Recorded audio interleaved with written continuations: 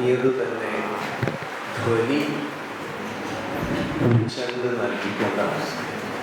ആ കുട്ടിയുടെ പേര് ധ്വനി എന്നാണ്. അപ്പോൾ ധ്വനിയാൽ തുടങ്ങുന്നത് എന്തുകൊണ്ട് സ്വാരസ്യമുള്ളതായിരിക്കും, ധ്വനിയുള്ളതായിരിക്കും, ധ്വന്യാത്മകമായിരിക്കും എന്നതിൽ യാതൊരു സംശയവുമില്ല.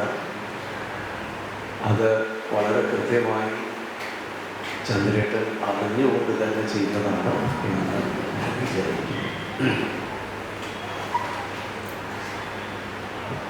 വളരെ സന്തോഷകരമായ ആഹ്ലാദകരമായ ഒരു മുഹൂർത്തമാണിത്. കാരണം കേരളീയ സംസ്കൃത പാരമ്പര്യത്തിൽ, കാവ്യ പാരമ്പര്യത്തിലെ ഒരു രത്നം എന്ന് വിശേഷിപ്പിക്കാവുന്ന ശ്രീമന്നാരായണീയം, പട്ടേരിയുടെ നാരായണീയം മലയാളത്തിലേക്ക് പദാനുപദം പരിഭാഷപ്പെടുത്തിയത് പ്രകാശനം ചെയ്യപ്പെടുന്ന ഈ നിമിഷം തീർച്ചയായും അനുഗ്രഹീതമായ ഒരു നിമിഷം തന്നെയാണ്.